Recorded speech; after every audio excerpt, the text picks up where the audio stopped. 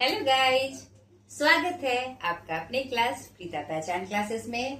मैं प्रीता कुमारी झा आज लेकर आई हूँ आपके लिए एक ऐसा मौका जिसमें आपका एग्जाम का डेट आपका इशू हो गया है, यानी डेट निकल गया है आपके यूजीसी नेट और जेआरएफ का। तो आज का ये हमारा क्लास किसको समर्पित है? यूजीसी नेट और जेआरएफ के जो बच्चे तैयारी कर रहे हैं, जो लोग तैयारी कर रहे हैं, उसके लिए मैं उनके तैयारी में, उनके जोरदार तैयारी में थोड़ी सी सहायक बन सकूं, मैंने ये कोशिश की है।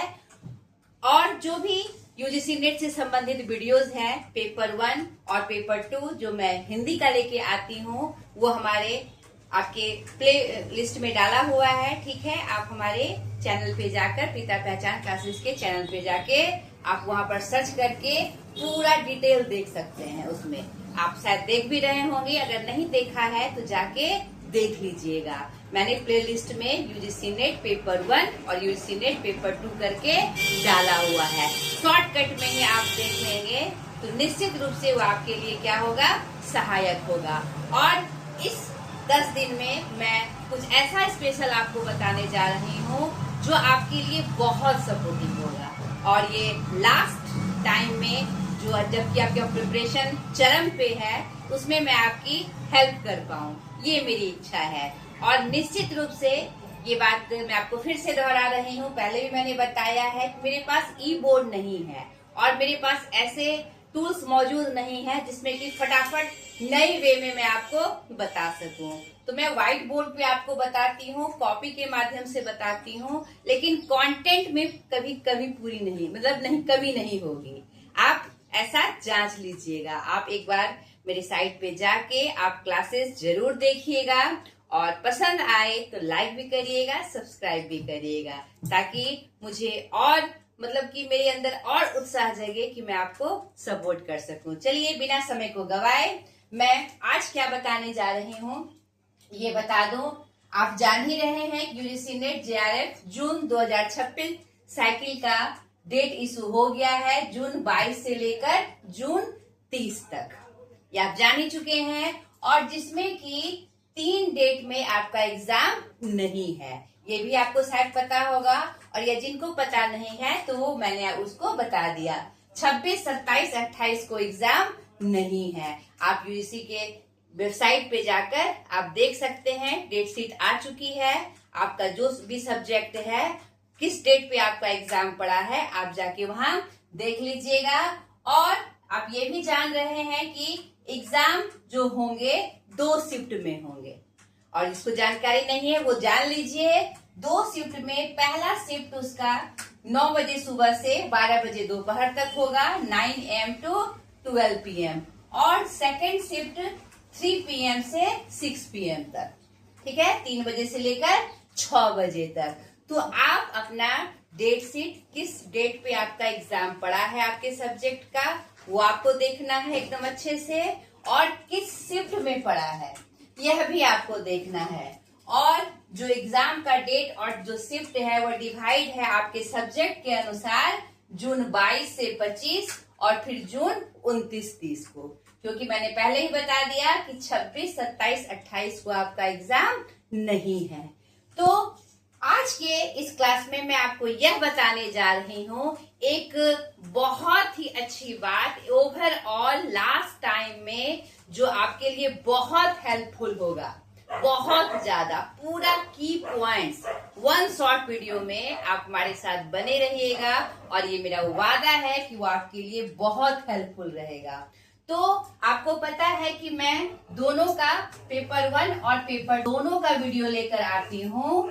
तो जैसा आपका डेट निकल चुका है, नहीं तो पेपर 1 का जो कि सबका जनरल पेपर होता है, और पेपर 2 जो कि मैं हिंदी का लेकर आती हूँ,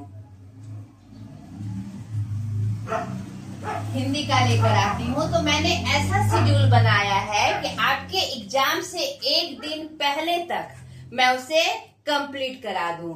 जैसे 22 जून से आपका जिस एग्जाम स्टार्ट है, तो जिस भी स्टूडेंट का पढ़ रहा है तो 22 से स्टार्ट है, तो वह कोई भी टेंशन या हेडेक लेना नहीं चाहेगा। वह चाहेगा कि 2 दिन पहले तक मैं अपने आप को प्रिपेयर कर लूं एग्जाम के लिए, क्योंकि एक दिन चाहिए आपको माइंड कांस्टेंट के लिए, नहीं कि हाँ नहीं अब मुझे एग्जाम देने जाना है या दूर सेंटर पड़ा है वहां जाके को पहुंचना भी होता है। तो मैंने पेपर 1 के लिए 17 से 20 जून तक का शिफ्ट बनाया है, सॉरी 16 से 20 जून का मैंने शिफ्ट बनाया है। और यहाँ पर पेपर 2 के लिए मैंने 17 जून से आपका 25 जून तक का शिफ्ट बनाया है। हर पेपर में 10 यूनिट होते हैं। ध्यान से हमारी बातों को सुनिए, और ये मैं बार बार कह रही हूँ कि आपके लिए बहुत हेल्पफुल होने वाला है, ठीक है। तो यहाँ पर जो 10 यूनिट हैं आपके पेपर 1 के, उसमें से जो की पॉइंट्स, इंपॉर्टेंट सवाल जो आपको एग्जाम में आने वाले हैं, वो मैं कोशिश करूंगी वहां पर आपको फोकस कर सकूं। और यहाँ पर हिंदी में भी, जिसका हिंदी विषय है जो मेन सब्जेक्ट है आपका, उसमें आप फोकस करके इसका की पॉइंट्स मैं आपको बता सकूं। यहाँ पर हिंदी का एग्जाम आपका 29 जून को है, ठीक है। इसके लिए हमारे पास समय मिल रहा है, तो मैंने 17 से 25 जून तक 1 डे में 1 यूनिट खत्म करने की बात कही है। यानी कि 17 जून को फर्स्ट यूनिट, और ऐसे ही सीक्वेंस में 18 को सेकंड, 19 को थर्ड यूनिट, ऐसे करके। और इसमें ये पेपर 1 जो सबका जनरल पेपर होता है, उसमें मैंने सोचा है कि 16 जून को हम 2 यूनिट खत्म करेंगे, उसी तरह 17 को फिर 2 यूनिट खत्म करेंगे, इस तरह 20 तक आपका 10 यूनिट खत्म हो जाएगा, ठीक है। तो हमारे साथ आप बने रहिए। तो बिना समय को गवाए, आज 16 तारीख है, तो आपका 2 यूनिट का जो की पॉइंट्स है, जो इम्पोर्टेंट प्रश्न है, जो बार बार एग्जाम में दोहराए जाते हैं, वो मैं आपको बताऊंगी। और भले ही मैं आपको व्हाइट बोर्ड पे या कॉपी पे बताऊं, लेकिन कंटेंट आपके लिए बहुत हेल्पफुल होने वाला है। हमारे साथ लास्ट तक मेरी वीडियो में बने रहिए और उसको पढ़िए, और मैं भगवान से प्रार्थना करती हूँ कि आप अपने एग्जाम में जरूर सफल हुए। तो चलिए स्टार्ट करते हैं पेपर 1 का यूनिट 1 और यूनिट 2। जो हमारा यूनिट 1 हमारा क्या है? यूनिट 1 आपको पता है टीचिंग एप्टीट्यूड है, और यूनिट 2 हमारा क्या है? रिसर्च यूनिट एप्टीट्यूड, ठीक है। तो इस दोनों के बारे में अभी हम जानेंगे। चलिए स्टार्ट करते हैं। अब ये देखिए आपका पेपर 1 यूनिट 1, ठीक है, टीचिंग एप्टीट्यूड। नहीं, इसका हमारा क्या मतलब हुआ भाई? शिक्षण अभिक्षमता। तो यहाँ पर देखिए आपके टीचिंग एप्टीट्यूड में आपको मेन किस पे फोकस करना है, वह मैं शॉर्टकट में लेकर आई हूँ, क्योंकि हमारे पास समय बहुत कम है। तो अगर आपने इसको नहीं देखा है, इसे ज़रूर सरसरी निगाह से देख लीजिएगा, ठीक है। अभी भी आपके पास 1 वीक का समय है, चाहे आपको रात में जगना पड़े या जैसे भी टाइम निकालना हो, आप इसे कंप्लीट करके जाए। और मैं आपको एक सजेशन और देना चाहूँगी, यूजीसी नेट जेआरएफ जो क्रैक करना चाहते हैं, कि 10 यूनिट में कम से कम 6 यूनिट पे आपकी पकड़ मजबूत होनी चाहिए। मान लीजिए कोई यूनिट आपका छूट रहा है और अभी तक आपने उसे कंप्लीट नहीं कर पाया है, वह बहुत हेडेक दे रहा है, बहुत टेंशन दे रहा है, एकदम से आपको घबराहट हो रही है कि वो हमसे नहीं हो पाएगा, तो उसे आप छोड़ दीजिए, एकदम से आप उसको छोड़ दीजिए। जो आपका सेकंड पेपर का जो आपका सब्जेक्ट है, आप उस पे फोकस करिए अब लास्ट टाइम में, ठीक है। इस पे भी करना है, लेकिन मजबूत वाला फोकसिंग आप पे किस पे रहेगा? आपका जो सेकंड पेपर का मेन सब्जेक्ट है, वो आपका नहीं छूटना चाहिए। उसमें आपकी जो स्कोरिंग होगी वह बहुत बेहतरीन होनी चाहिए। और इसमें से कम 6 यूनिट भी आप अच्छे से तैयार कर लेते हैं, जिस पे आपको अच्छी पकड़ है, आपने इतने दिन तक तैयारी की है, तो आप उसी को कंप्लीट वे में तैयार करके जाइए। और मैं आपको विश्वास दिलाती हूँ कि आपका ज़रूर एग्ज़ाम क्रैक हो जाएगा। पूरी ईमानदारी के साथ 6 यूनिट पे आप अपनी पकड़ मजबूत करके जाइए। 4 यूनिट छूट रहा है तो छोड़ दीजिए, ठीक है। उसमें से जितना आज तक आपने पढ़ा है, अगर आपका लक रहा तो अगर उसमें से क्वेश्चन आएंगे तो अगर 2-3 क्वेश्चन उसमें आप सॉल्व कर लेते हैं तो आपका एक निश्चित रूप से एग्ज़ाम क्रैक हो जाएगा। ढेर सारी शुभकामना आप लोगों के साथ है हमारी। अब देखिए, जैसे यूनिट 1 की मैं आज चर्चा कर रही हूँ तो उसमें आपका देखिए क्या क्या मेन फोकस आपको देखना है।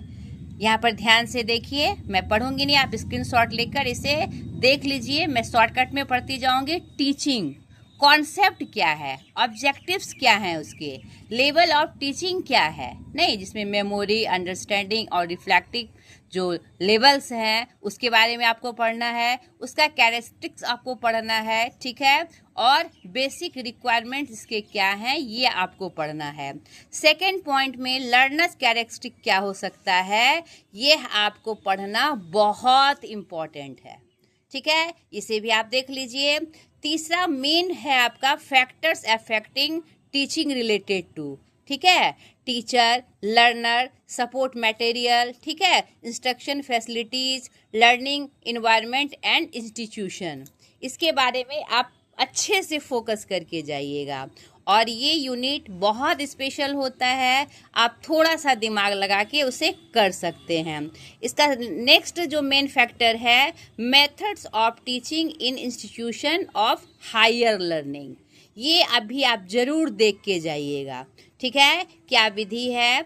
और ये कभी ऐसा कोई भी ऐसे जो आपके परीक्षा में बैठने वाले आकांक्षी हैं कि चलो आज देख लेते हैं कि क्या है, अगली बार अच्छे से तैयारी करेंगे, ऐसा बिल्कुल ना करें। कभी कभी ऐसा लक हो जाता है कि आप थोड़ा भी पढ़ के जाते हैं तो बाय लक आपके ऐसे प्रश्न आ जाते हैं जिसे आप सॉल्व करके जाते हैं, और 2-4 प्रश्नों से अगर आप छूट जाते हैं तो आपको फिर बहुत तकलीफ होगी, बहुत पछतावा होगा। तो आप ऐसा ना करें, अपनी तैयारी को मजबूत करके जाएं। नेक्स्ट है टीचिंग सपोर्ट सिस्टम, जिसमें traditional, modern and ICT based आपको थोड़ा सा फोकस करके जाना होगा। नेक्स्ट है सबसे इम्पॉर्टेंट, इस यूनिट का सबसे main important part evaluation system, ठीक है, elements and types of evaluation, evaluation in choice based credit system, ठीक है, in higher education, computer based testing, innovation in evaluation system, ये आप जरूर से ज़रूर देख के जाइएगा आप जहाँ से अपनी तैयारी कर रहे हैं। और ये मैंने पिछले के वीडियो में ये सब बताया हुआ है, क्योंकि कोई भी कोर्स यूजीसी नेट का बदला हुआ नहीं है। 2025 के यूनिट में हमने पूरा डाला हुआ है, आप हमारे प्लेलिस्ट में जाकर ये इसे देख सकते हैं, ठीक है। फिर भी मैं आपको फोकस अभी मैंने आपको बताया कि 5-6 दिन में हम उसकी तैयारी करेंगे, तो हम मेन फोकस आपको बताते चले जाएंगे। यह था हमारा यूनिट 1 का। अब यूनिट 2 में देखिए ज़्यादा पोर्शन नहीं है, और इसमें से भी लकली अगर अच्छे प्रश्न आए तो 5 में 5 प्रश्न आप क्रैक कर सकते हैं, निश्चित रूप से कर सकते हैं। तो रिसर्च एप्टीट्यूड जो आपका है उसमें से आपको जो देख के जाना है कि रिसर्च मीनिंग क्या है इसका, टाइप्स एंड कैरेक्टरिस्टिक, और positivism and post positivism approach to research, ये आपको इम्पॉर्टेंट रूप से देख के जाना है। और मेथड्स ऑफ रिसर्च, नहीं विधि क्या है, तरीके क्या है रिसर्च करने के, उसमें अलग अलग वर्गीकरण में अलग अलग तरीके हैं, जिसमें experimental, descriptive, historical, qualitative, quantitative method, step of research, ये बहुत इम्पॉर्टेंट है। ये आप स्पेशली ज़रूर देख के जाइएगा, क्योंकि इससे प्रश्न बनते ही बनते हैं। और ये आप अगर थोड़ा सा ध्यान दे के आप जाते हैं तो ये आपका कवर निश्चित रूप से हो जाएगा।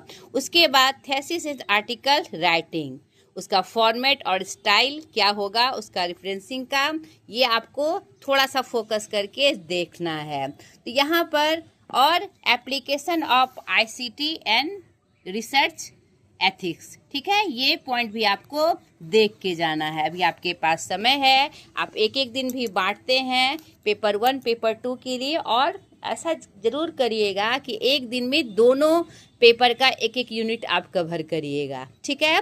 जिस सोर्स से आप अभी तक पढ़ते आ रहे हैं या जैसे आपको सुविधा हो, तो इन सब पॉइंट को आप निश्चित रूप से देख के जाइएगा। अब देखिए, वही बातें मैं हिंदी में भी मैं लिख के लेके आई हूँ उन शिक्षार्थियों के लिए जो हिंदी में अपनी तैयारी कर रहे हैं कि क्या है उसका फुल सिलेबस। वो सीक्वेंस उल्टा पुल्टा हो सकता है, लेकिन वही चीज़ मैं यहाँ पर लेकर आई हूँ। यानी उसकी प्रकृति क्या है, उद्देश्य क्या है, विशेषताएं क्या है और शिक्षण के लिए आधारभूत आवश्यकताएं क्या है और शिक्षण को प्रभावशाली बनाने वाले तत्व कौन कौन से हैं, शिक्षण के तरीके, शिक्षार्थियों की विशेषताएं, शिक्षण प्रणाली का मूल्यांकन और टीचिंग एड्स। ठीक है।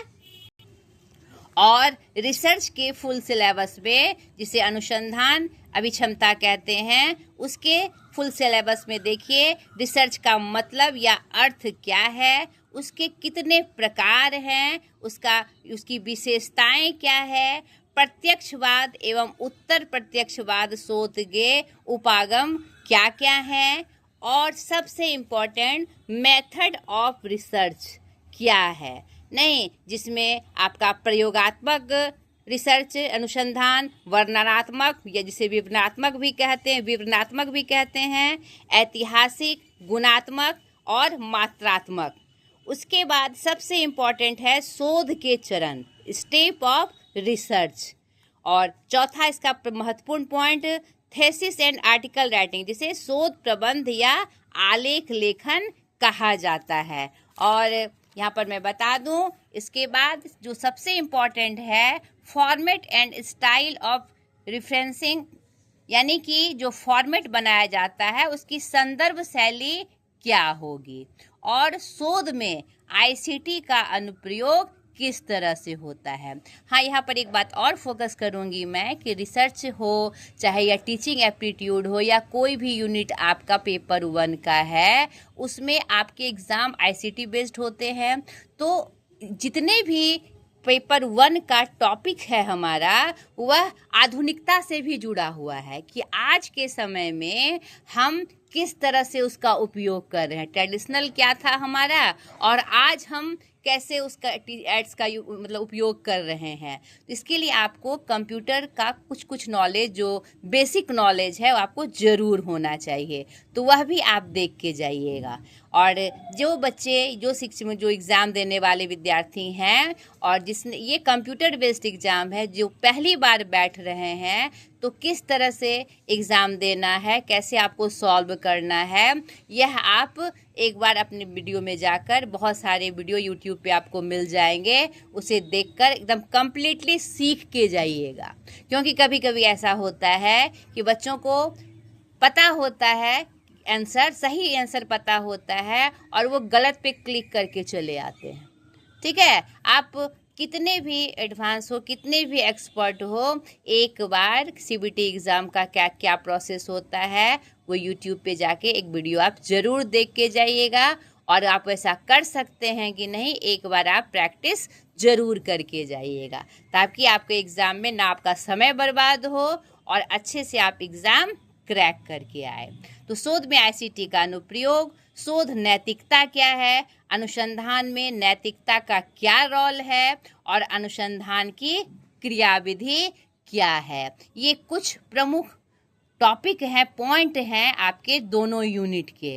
तो आपने जो तैयारी की है, तो मेन फोकस के रूप में इन पॉइंट्स को आप स्पेशली देख के जाइएगा। अब आपके पास टाइम कम है, तो पहले से आपने पढ़ा है, तो शॉर्टकट में एज ए रिवीजन आपको इनको एकदम स्पेशली देखकर जाना है, क्योंकि जितने भी प्रश्न बनते हैं इसी से बनते हैं। अब मैं थोड़ा सा आपको फोकस करा देती हूँ, ये जितने भी पॉइंट हैं, प्रमुख पॉइंट, की पॉइंट, उसको मैं शॉर्टकट में आपको लेकर चलती हूँ ताकि आपका रिवीजन हो जाए। अगर आपने पहले से पढ़ा है तो बहुत अच्छी बात है, और नहीं पढ़ा है तो वो पढ़ लीजिएगा, और पढ़ा है तो आपका अच्छे से रिवीजन हो जाएगा। एकदम अच्छे से इसको पढ़ के जाना है आपको। ये देखिए, शिक्षण अभिक्षमता, टीचिंग एप्टीट्यूड, उसमें मैं आपको शॉर्टकट में आपको बताते चलती हूँ कि यह क्या है। यह देखिए, यह इसकी प्रकृति क्या है। आपको जो प्रश्न आएंगे इसी टाइप से लिखे हुए प्रश्न आएंगे कि शिक्षण अभिक्षमता में यह इंक्लूड है या नहीं है, ये आता है या नहीं आता है। तो आपको ये सब जो लाइन है एकदम आपके प्रश्न से संबंधित है, इसे देख लीजिए। नहीं और हाँ, इसी का खेला है बेटा, ठीक है। तो इसको आपको पकड़ना है और जो भी प्रश्न आप सॉल्व करें, माइनस मार्किंग नहीं है, आप सॉल्व जरूर करिएगा। हर प्रश्न को सॉल्व करिएगा, जो आपको आता हो वो तो ठीक है, जो नहीं आता है उसको भी आप जरूर बना के आइएगा। आप और वो हड़बड़ाना नहीं है, आपको समय मिलता है। और मैं ये सजेशन दूंगी कि पहले आप अपना पेपर 2 कंप्लीट करिएगा, इस बात का विशेष ध्यान रखिएगा। बच्चे क्या करते हैं, आता चला जाता है, सोचते नहीं कर लूँगा फिर ये छूट जाएगा।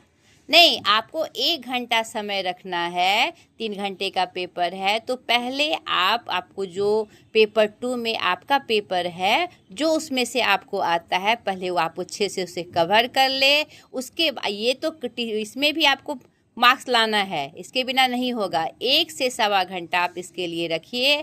इसमें से जो आता है उसको भी करते चले जाइए, जो नहीं आता है 2 मिनट 3 मिनट समय लेकर उसको भी करते चले जाइएगा। और फिर जो आपका 10-15 मिनट समय बचेगा, फिर हिंदी में जो आपने छोड़ा है या जो भी आपका सब्जेक्ट है, जो भी सेकंड पेपर आपका सब्जेक्ट है, उसमें फिर कंप्लीट करिएगा। ये जिसमें आपको सजेशन देती हूँ, तो ये आप ज़रूर करिए। ये तरीका बहुत ही बेहतरीन है। तो ये देखिए, ये सब इसकी प्रकृति है, किसकी, शिक्षण की। अब इसका उद्देश्य क्या है, यहाँ पर देख लीजिए, इसका उद्देश्य क्या क्या है, एकदम शॉर्टकट में आप देखते चले जाइए।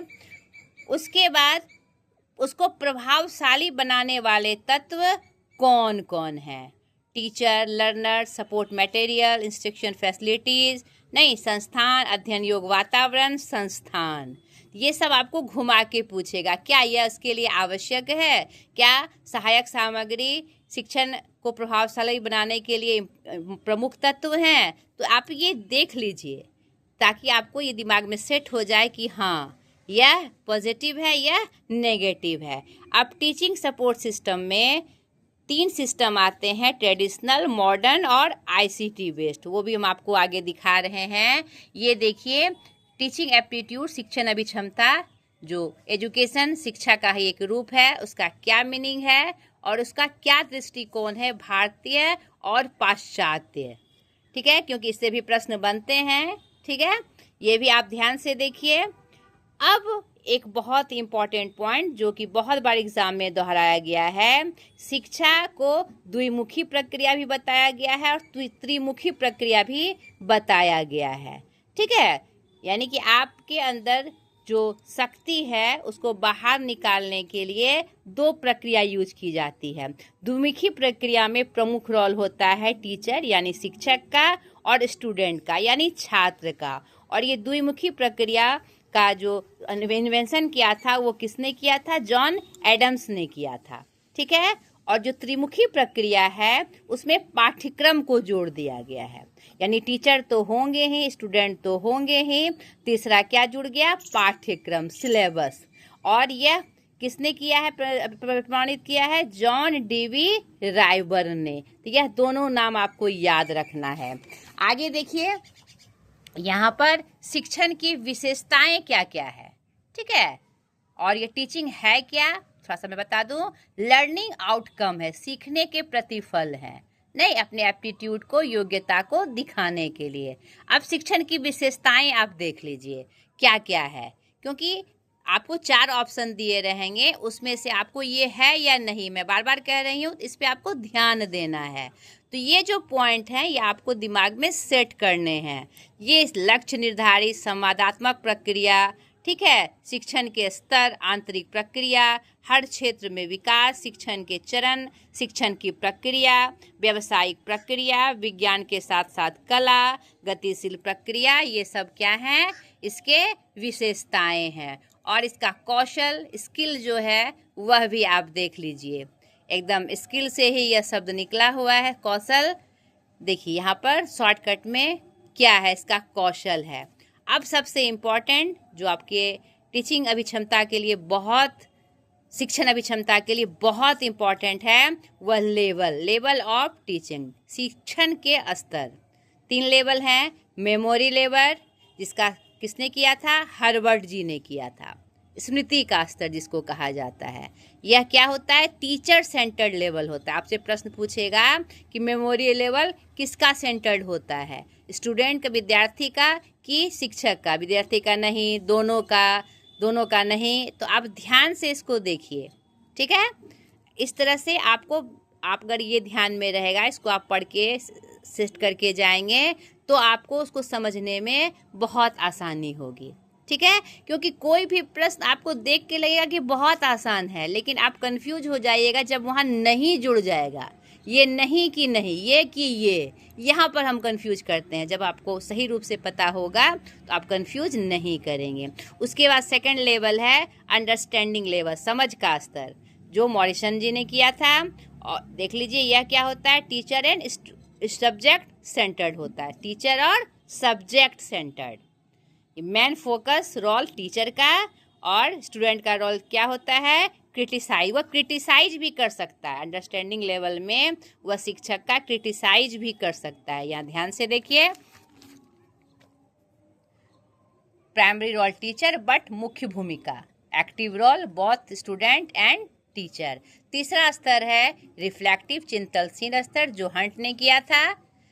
यहाँ पर देखिए, यह स्टूडेंट और प्रॉब्लम सेंटर लेवल होता है। इसमें प्राइमरी रोल स्टूडेंट का, real life problem get by the teacher to student, और इसमें क्रिटिकल थिंकिंग क्या होती है? रिफ्लेक्टिव लेवल, चिंतनशील बच्चा क्या करता है? चिंतनशील लेवल को डेवलप करता है। नेक्स्ट है फेजेज ऑफ टीचिंग, शिक्षण के चरण। इसमें भी 3 फेज हैं, और ये किसने भी प्रमाणित किया था? जैक्सन ने, जो कि क्या थे? एक मनोचिकित्सक थे। ये भी आपको याद रखना है, ठीक है। यहाँ पर देखिए, teaching phase, before, pre active phase, interactive phase और पोस्ट एक्टिव फेज, जिसको एवोल्यूशन कहते हैं। ध्यान से आप देख लीजिए, अगर आपने नहीं किया है और किया है तो बहुत अच्छी बात। यहाँ पर नेक्स्ट है मेथड्स ऑफ टीचिंग। यहाँ पर देखिए, टीचर सेंटर्ड मेथड, ठीक है, 1 way communication, primary role teacher, और उसके क्या एग्जाम्पल हैं वह भी आप देख लीजिए। यहाँ पर टीचर सेंटर्ड मेथड जो टीचिंग का है, उसमें क्या क्या एग्जाम्पल हैं वह आपको याद करना बहुत इम्पॉर्टेंट है। यहाँ ध्यान से आप देखिए एग्जाम्पल के रूप में। उसके बाद learner centred method of teaching, उसमें ग्रुप वे कम्युनिकेशन होता है। ये सब आपको ध्यान रखना है, ठीक है, जिसमें स्टूडेंट लर्नर का एक्टिव रोल होता है और टीचर का पैसिव रोल होता है, ठीक है। Teacher only guide the student, topic decide by the teacher, student to take goal, ठीक है। ये सब बातें आपको ध्यान में रखनी है, क्योंकि यही प्रश्न से रिलेटेड होता है। इसके क्या क्या एग्जाम्पल हैं यह देखिए। यानी ये किसका था? ये लर्नर सेंटर्ड मेथड का एग्जाम्पल है। ये ध्यान से देखिए, इसमें क्या क्या आता है? सामूहिक चर्चा, प्रोजेक्ट मेथड, कार्यभार, असाइनमेंट, केस स्टडी, मामले का अध्ययन, ह्यूरिस्टिक, खुद से खोजकर पढ़ना, ब्रेनस्टॉर्मिंग, वर्कशॉप, डिफरेंस इंस्ट्रक्टिव, विभिन्न निर्देशात्मक कार्य आदि। ये आपके उसके उदाहरण हुए, ठीक है। तीसरा आपका मेथड है ऑनलाइन टीचिंग, ठीक है। ऑनलाइन टीचिंग में मूव्स का देख लीजिए, मैसिव ओपन ऑनलाइन कोर्सेज, यह बहुत इंपॉर्टेंट है, यह आप देख लीजिए। और कौन कौन माध्यम है? एक मूव्स है, AICTE, इसमें एग्जाम्पल इसका देख लीजिए, एक एक करके मैं दिखा रही हूँ। एक स्वयं है जो एजुकेशन कोर्स प्रोवाइड करता है, और यह क्या है यह आप देख लीजिए फटाफट।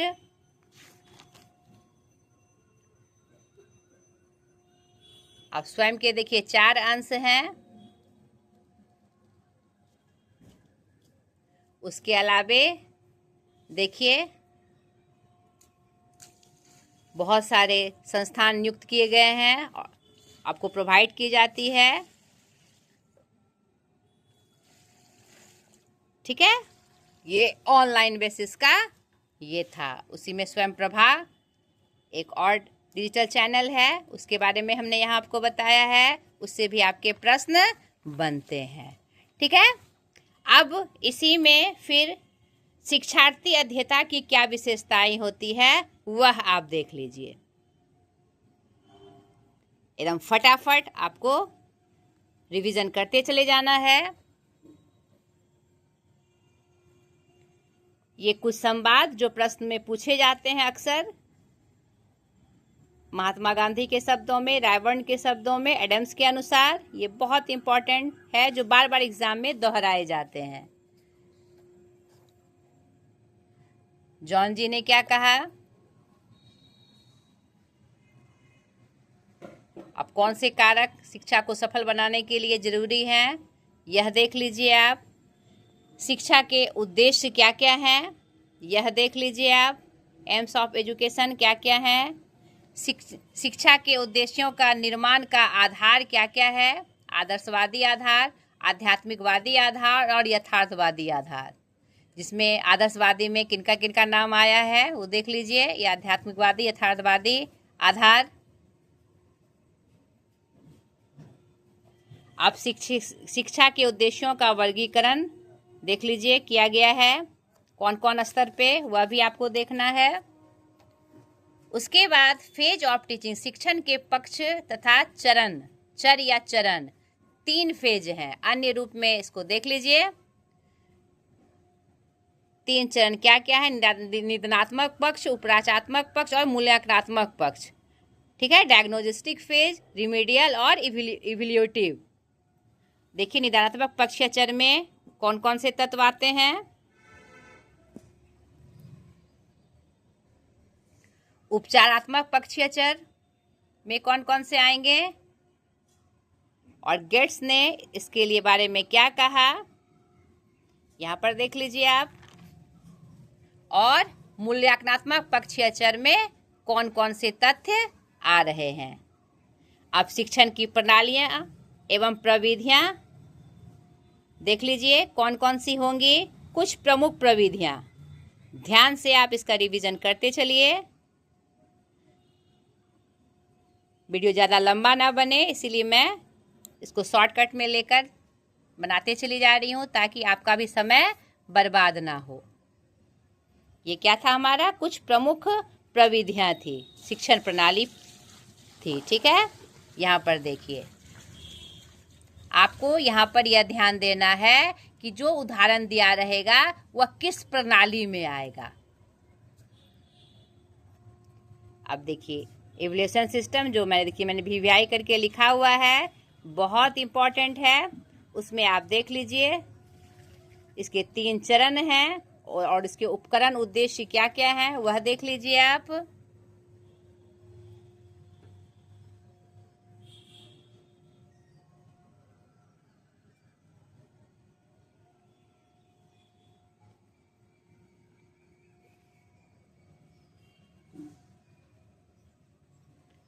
यहाँ पर तीनों पक्ष का मैं दिखा रही हूँ, अब फटाफट इसके पढ़ते चलिए, आपका कंप्लीट रिवीजन हो जाएगा आपका शिक्षण अभिक्षमता का।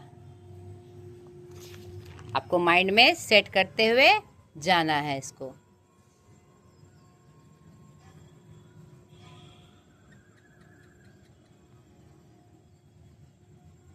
और किस प्रणाली में क्या क्या उदाहरण है वह भी मैंने यहाँ पर बताया हुआ है। आपको दिक्कत नहीं होगी, सिर्फ आपको सेट करना है। निरीक्षक उपकरण में देखिए क्या क्या आती है, प्रक्षेपी विधियाँ क्या क्या है, मैंने इंग्लिश वर्जन भी उसका लिख दिया है। एवोल्यूशन है क्या, पहले मेजरमेंट करते हैं उसका, फिर आकलन करते हैं, फिर उसका मूल्यांकन करते हैं। तो क्या है उस वे में देख लीजिए, क्योंकि प्रश्न ऐसे ही पूछे जाएंगे कि वह क्या है, नहीं। और मूल्यांकन के प्रकार आप देख लीजिए, नेचर बेस पर 2, क्वांटिटेटिव इवोल्यूशन और क्वालिटेटिव इवोल्यूशन। यहाँ पर वर्गीकरण करके हमने अलग अलग तरीके से बताया है, यहाँ पर आप कंफ्यूज नहीं कर सके। ये आप बहुत इंपॉर्टेंट तरीके से इसे आप देख लीजिए। On the basis of instruction, instruction के आधार पर क्या क्या है, नेचर ऑफ बेस के आधार पर, इंस्ट्रक्शन के आधार पर, निर्देश के आधार पर एवोल्यूशन कितने प्रकार का है यह देख लीजिए आप अच्छे से।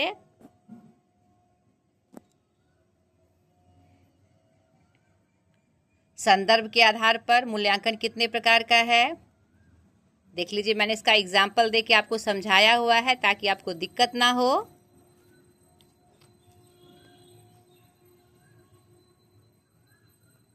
देखिए, तो एग्जाम्पल के मैं नॉर्म और क्राइटेरियन एवोल्यूशन को मैंने अच्छे से समझाया। इसमें बच्चे कंफ्यूज करते हैं, इसलिए मैंने सिंपल वे में एग्जाम्पल देके इसे समझाया हुआ है, तो ये आप जरूर देख लें। यानी टोटल कितना आया, 8 एवोल्यूशन मेनली आपका आया। अब टीचिंग एड्स क्या क्या हैं यह देख लीजिए। शिक्षण को प्रभावी बनाने के लिए कौन कौन टीचिंग एड्स प्रमुख हैं, यह भी 3 प्रकार की होती है। दृश्य, श्रव्य और प्रयोगात्मक सामग्री, जो हम टीचिंग में यूज़ करते हैं विजुअली और ऑडियो और प्रयोगात्मक यानी प्रैक्टिकल। तो दृश्य सामग्री के अंदर कौन कौन सी चीज़ें आती हैं वो देख लीजिए आप एकदम ध्यान से, क्योंकि इसी से आपके प्रश्न आएंगे। एकदम ध्यान से सेट करना है आपको आपके दिमाग में। यहाँ पर देखिए, ये सब किसके उदाहरण है, दृश्य सामग्री के उदाहरण है, जो दिखता है हमें नहीं, और जो सुनाई देता है उसके अंतर्गत कौन कौन से उदाहरण है ये देखिए। Radio, gramophone, telephone, tape recorder. और प्रयोगात्मक सामग्री में प्रैक्टिकल के लिए हम किन किन एड्स का प्रयोग करते हैं उसका यहाँ पर देखिए दिया हुआ है। तो आपको ध्यान से देखना है, और जब आप आंसर करें तो ध्यान से दिमाग लगाए कि यह किस प्रकार की सामग्री है, नहीं दृश्य है कि श्रव्य है कि ये प्रैक्टिकल के लिए, प्रयोग के लिए है। यहाँ पर उसका उदाहरण मैंने बहुत सारा उदाहरण दिया हुआ है, ठीक है। तो ये आपके टीचिंग एप्टीट्यूड से प्रश्न थे। अब हम रिसर्च को देखेंगे। अब देखिए रिसर्च, अनुसंधान अभिक्षमता में मैं आपको शॉर्टकट में बताते चलती हूँ कि अनुसंधान इसका क्या है। अब देखिए, अब तीनों को अर्थ इसका जानेंगे हम, यानी रिसर्च क्या है, मेथड ऑफ रिसर्च और स्टेप ऑफ रिसर्च को हम देखेंगे। यहाँ पर देखिए रिसर्च क्या है, ठीक है।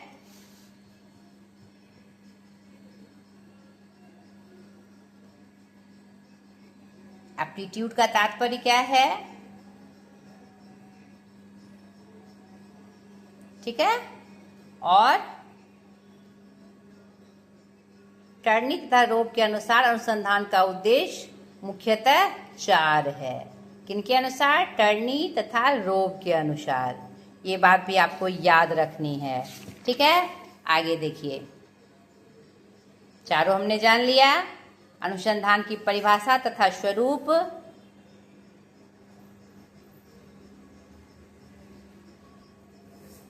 देख लीजिए। अनुसंधान के प्रकार,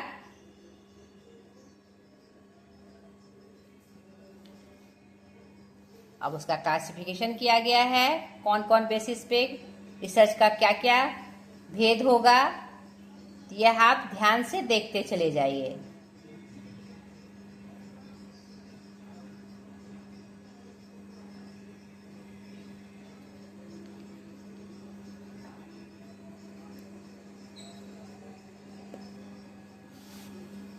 अप्लाइड रिसर्च क्या होता है यह हम जान लें।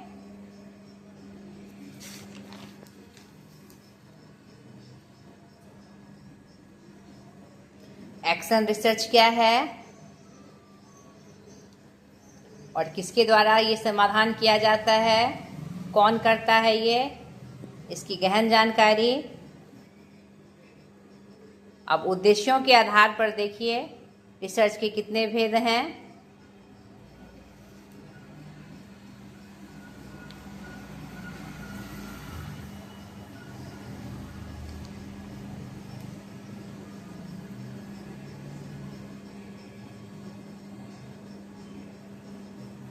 कंट्रोल, मैनेजिंग और उसके बाद ऑब्जर्वेशन। ये स्टेप किसके हैं, हमारे कोरिलेशन रिसर्च के, याद रखिएगा,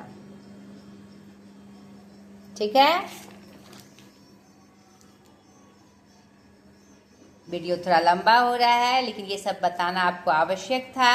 और ये अगर आप 40 से 45 मिनट इस पे समय देते हैं, यानी 1 घंटे में पूरा कॉन्सेंट्रेट होकर आप इसे पढ़ते हैं, तो आपकी दोनों यूनिट की तैयारी मजबूती रूप में हो जाएगी। प्रयोगात्मक अनुसंधान।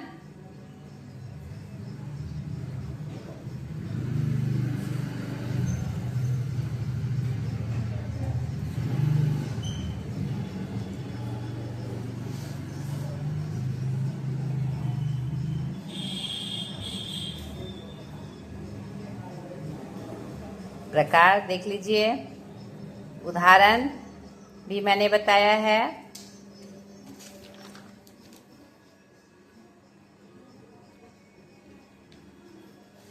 तर्क के आधार पर 2 होते हैं, वियोजक डिडक्टिव और वियोजक निगनात्मक।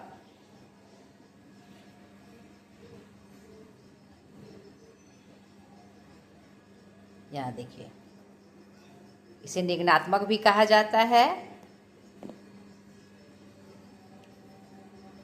यह देखिए इसके क्या गुण हैं, क्या विशेषताएं हैं इसकी, और यहाँ पर मैंने उदाहरण भी दिया हुआ है।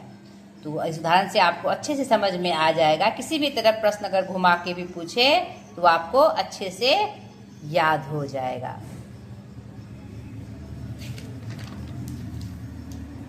प्रेरक अनुसंधान क्या है, जिसको आगमनात्मक भी कहते हैं। इंडक्टिव रिसर्च, यह क्या था मेरा, यहाँ पर एक चीज ध्यान देखिए, मैं फिर से आपको दिखा रही हूँ। 1 to मल्टीपल, यानी जनरल से पार्टिकुलर की तरफ, जिसे हम क्या कहते हैं, निगनात्मक भी कहते हैं, कंफ्यूज नहीं करना है। और ये हमारा क्या है, मल्टीपल टू 1 इंडक्टिव प्रेरक अनुसंधान, जिसको आगमनात्मक अनुसंधान भी कहा जाता है। विशिष्ट से सामान्य की ओर, अवथा सामान्य से विशिष्ट की ओर। तो यही सब पूछा जाएगा आपसे, इसीलिए एक एक लाइन को ध्यान से पढ़ते जाइए और माइंड में सेट करते जाइए, और अच्छे से एग्ज़ाम की तैयारी करते हुए एग्ज़ाम देने जाइए। देखिए कुछ उदाहरण भी मैंने दे दिए हैं, जिससे आपको समझने में आसानी हो। अब प्रक्रिया के आधार पर देखिए, इसके भी 2 भेद हैं। यहाँ पर मैंने क्लासिफाइड इसलिए किया, वर्गीकृत इसलिए किया, ताकि आप कंफ्यूज ना करें, अरे इतना सारा अनुसंधान कहाँ से आ गया, हमने तो यही पढ़ा था। तो वर्गीकरण के आधार पर अलग अलग वर्गीकरण में अलग अलग भेद हैं। तो ये कम से कम आप समझ के एक बार जरूर पढ़ लीजिए, क्योंकि प्रश्न में आपको ये नहीं पूछेगा कि इसके अनुसार कितने भेद, आपसे पूछेगा कि यह कौन सा अनुसंधान है। तो जब तक आप इसको नहीं समझेंगे, आप उसका आंसर सही रूप में नहीं कर पाएंगे। तो ये आपको समझना बहुत आवश्यक है, इसीलिए इसे आप देखते चलिए और एक बार अच्छे से गंभीरता से इसे जरूर पढ़ लीजिएगा। इसकी विशेषताएं देखिए,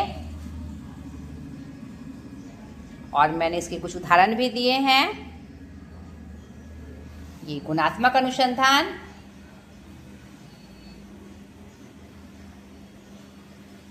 इसके भी कुछ उदाहरण मैं दी हूं, और उदाहरण के साथ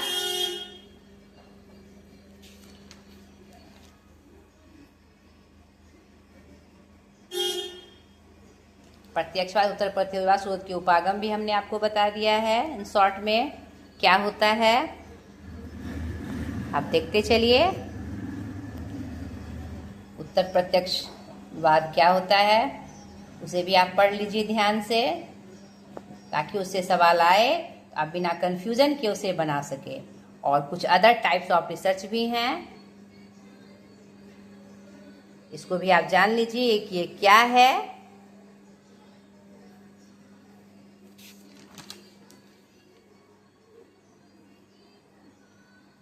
विचार या संकल्पना के आधार पर देख लीजिए कितने अनुसंधान हैं।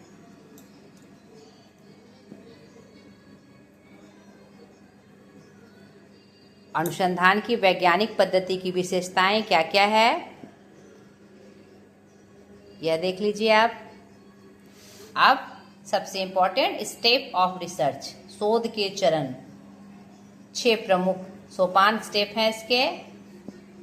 यहाँ देख लीजिए आप एकदम अच्छे से पढ़ते हुए।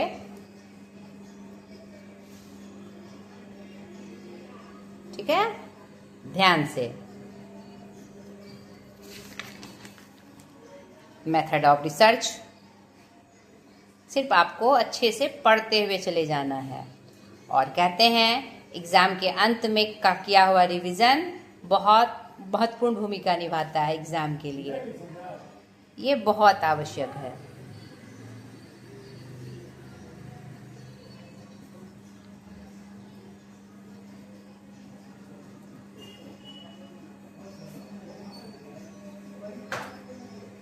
देखिए, ये वीवीआई के रूप में हमने लिखा है।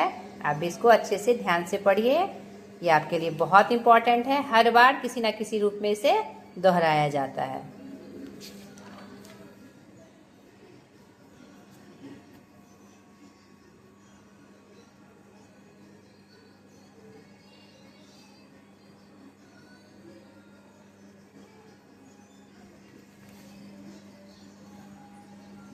सूचना चरण सिद्धांत क्या है,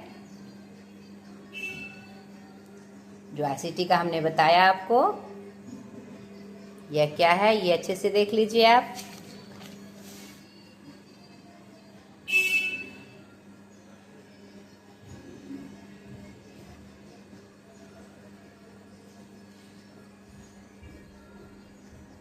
व्यवहारिक क्षेत्र में प्रयोग में लाए जाने वाले अनुसंधान कार्य की प्रक्रिया 3 प्रकार से होती है।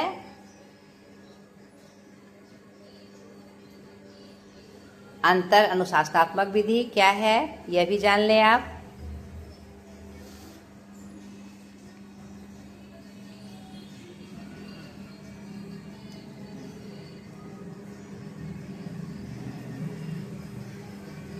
अनुसंधान का निष्कर्ष क्या था पूर्ण रूप से यहाँ पर आप जान लीजिए। अब इसका लास्ट पार्ट जो थेसिस आर्टिकल राइटिंग था वो आप देख लीजिए कि थेसिस क्या होता है और आलेख क्या होते हैं।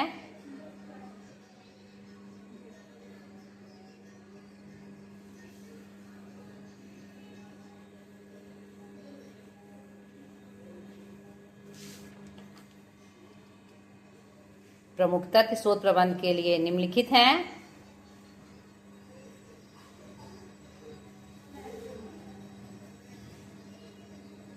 शोध प्रक्रिया के चरण,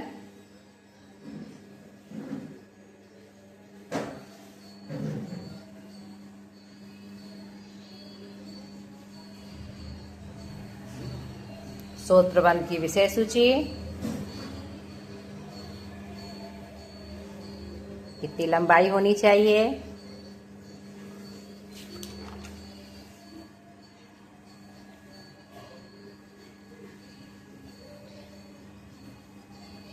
शोध प्रबंध के 8 बुनियादी भाग हैं। सार, परिचय, साहित्य समीक्षा, कार्यप्रणाली, परिणाम, चर्चा, निष्कर्ष और संदर्भ। शोध प्रबंध के प्रकार, इसे भी आप देख लीजिए, अच्छे से पढ़ लीजिए इसको, और ये पूरा रिवीजन आपका रिसर्च का हो जाएगा। कैसे भी घुमा के प्रश्न पूछे आप कंफ्यूज नहीं करेंगे।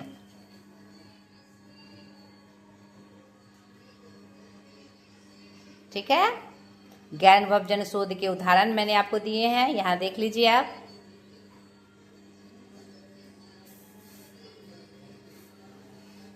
यहां पर गुणात्मक, मात्रात्मक या मिश्रित विधियां,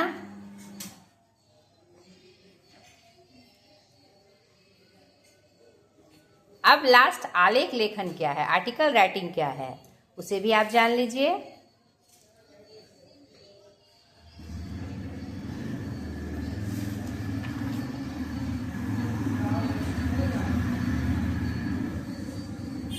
सार्थक आलेख के क्या गुण होने चाहिए यह देख लीजिए आप।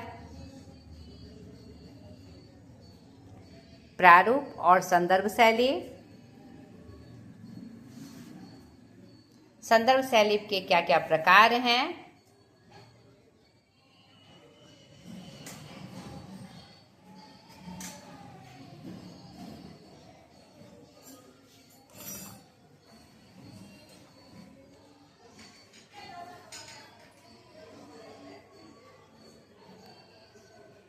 उसके बहुत सारे इसको बहुत चीज़ को शामिल कर सकते हैं इसमें हम संदर्भ सूची में। उन उदाहरणों को देख लीजिए। शोध में आईसीटी का अनुप्रयोग,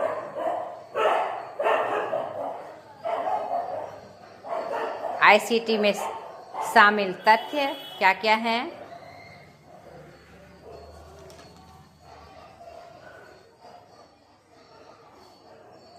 शोध में आईसीटी से जुड़े कुछ सॉफ्टवेयर जिसकी चर्चा हमने पीछे की,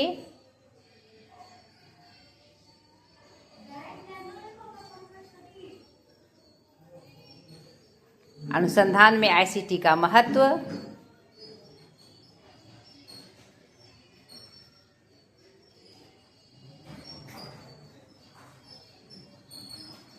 अनुसंधान में आईसीटी का प्रयोग में डेटा संग्रहण और डेटा प्रोसेसिंग बहुत इंपॉर्टेंट है।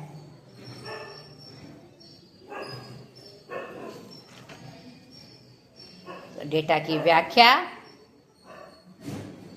शोध निष्कर्षों का प्रसार,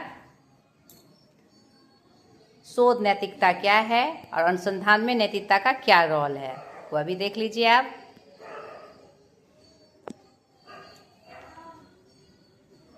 शोध नैतिकता के सिद्धांत,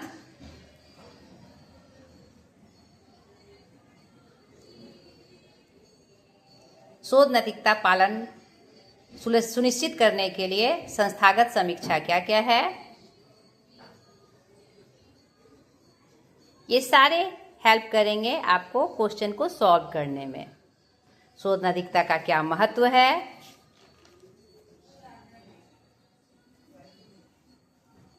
अनुसंधान क्रियाविधि और उसके चरण आप देख लीजिए।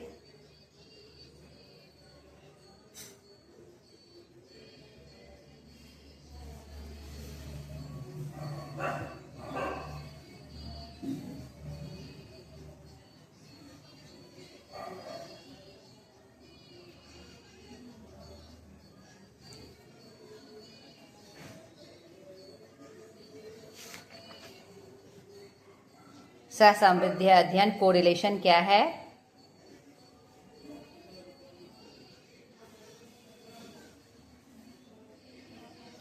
उसे जुड़ी कुछ महत्वपूर्ण बातें, 3 प्रमुख अवस्था, सकारात्मक सहसंबंध पॉजिटिव कोरिलेशन जो कि सेम डायरेक्शन में होता है, उदाहरण के साथ मैंने इसको समझाया है। नेगेटिव कोरिलेशन नकारात्मक सहसंबंध जो अपोजिट डायरेक्शन में होता है, उदाहरण से इसे समझिए।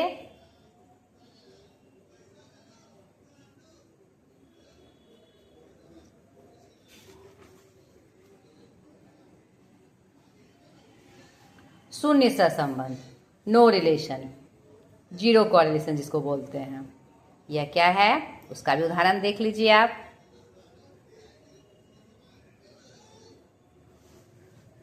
शून्य अनुबंध क्या है वह देख लीजिए।